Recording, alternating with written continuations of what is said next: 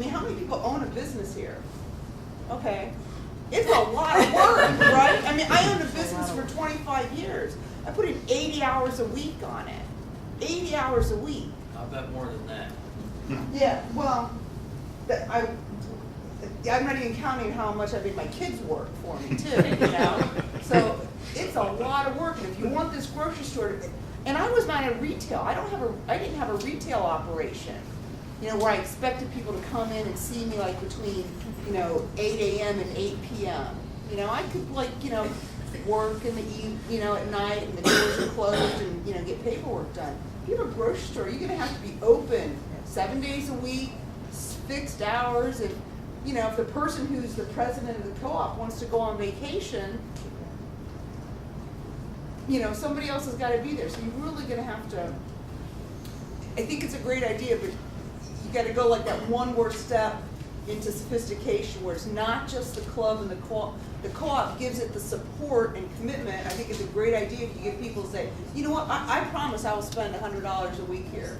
That's a great idea. And then that next level is, and we'll hire somebody who knows how to buy groceries, keep it from spoiling, keep, you know, all the licenses. And I visited Dave Stutzman up in Cuyahoga Falls 2 weeks ago. Very nice man. Not at all interested in opening the store in Highland Square, Joe, just to let you know. But he is also the president of the Ohio Grocers Association this year. Really, really nice guy. Just wanted to say, hey, come out and see my store. Let's talk about groceries, you know? And he did. He told me lots of really interesting things, like all the stuff in the middle of the store, it's not worth selling. You just do it because, you know, people find it convenient. You know, all the cans, the bottles of ketchup, he says that stuff, you don't make any money on that. Everything on the outside of the store and all those cases, that's where the profit is. You know, I didn't know that. I mean, I knew the groceries were really tough, but I didn't realize that that's what you're going to need to do. And then he showed me his file and entire bulletin board. There was a whole wall of all the different kinds of licenses he had to have to run that one business. I mean, there was, you know, one for liquor, one for cigarettes, one for lottery. There was one for meats. There was one for dairy. There's another one for, you know, for what? No. Yeah, he didn't have the Keno one. I mean, he just had tons and tons of different kinds of licenses, and each one of them come due at different times. So it's really a complicated. It's just not something that can be done just because we really, really want it and like it. You're going to need to have an expert too.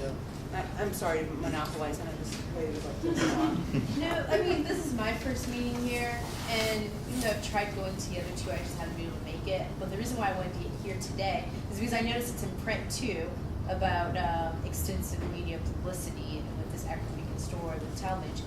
I've been watching the media, and we're seen as a big joke. A couple weeks ago, I happened to be home with my mom on a Friday night, which was weird, but she watches like 4 hours of news back to back on PBS.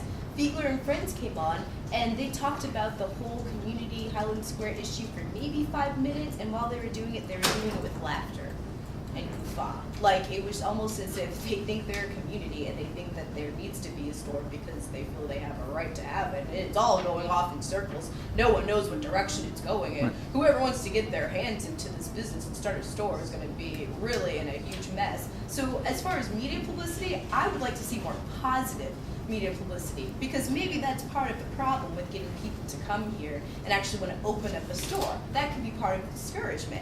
Even reading things in the Akron Beacon Journal, I kind of see a bit of wishy-washiness as far as Akron, you know, community, Highland Square being a joke as far as getting a store. So how about we start with that too?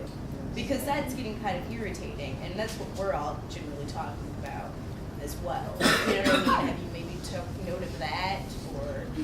Well, I think that is a good point, as in how does the community present itself? And I think that there has been a lot of, there's always a different way, there's many different ways to approach a problem, and some of the ways that have been maybe used in publicly and on the internet and the postings, and maybe the kind of statements people are making isn't how you want your community to be represented, and that's something that's valid and you should talk about with the people making those kinds of statements. But as far as Albrecht Incorporated or anyone telling the media how to present something, we could tell the yeah. journal how to write if something. we could do it, we would, but that's not Well, when there was the one editorial in the Beacon Journal, there were a number of posts by people that went on the Beacon Journal, and some really frighteningly homophobic posts, things talking about individuals, things, saying, really, really negative things that people were posting about Highland Square.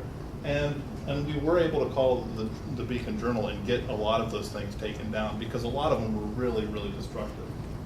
So yeah, so there are a lot of posts online that are, can be really destructive when dealing with this issue.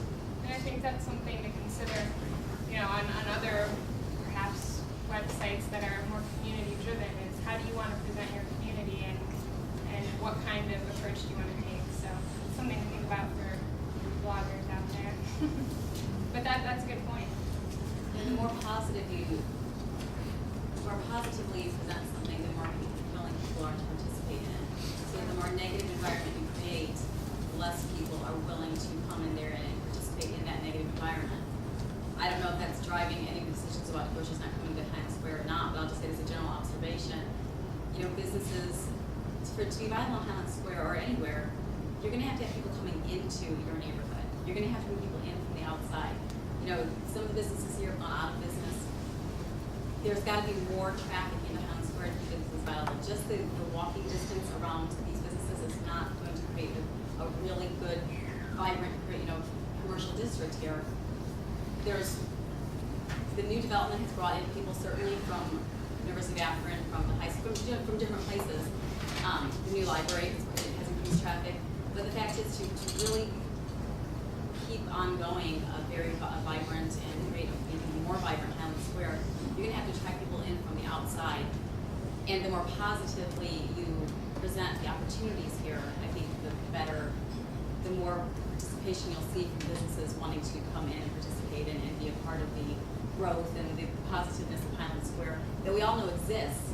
I mean, I'm not from Akron, but I do see it here. I do see the sense of community. I do see the importance of the small business owner. And, rest assured, Albrecht Inc. is not interested in, kicking the small business owner out of Highland Square. I mean, Albrecht Inc. has been in Akron for many generations, and I know that the Albrecht family is going to be here for many more.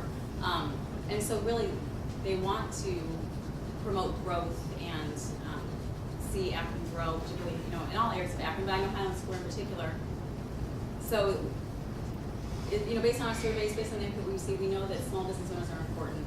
Albrecht Inc. understands that many elements of Highland Square are so positive and, so much more can grow here. But I guess just from my own observation, being an outsider looking in, I think it's important to keep a positive outlook on and move forward. Things have happened, people aren't happy about things that have happened in the past. I understand that. There's some sense of distrust perhaps. I mean, I guess on some level I can understand different perceptions and different ways things maybe have been misconstrued and misrepresented, or for whatever reason, misunderstandings have been created. But having walked into the situation, I really feel like I can say Albrecht Inc. is looking to move forward, to create a more positive Highland Square, to look at growth in Highland Square, and to really get the community's input on what type of growth Highland Square is looking for. We understand the issues are important, but I think there are also many other issues that are important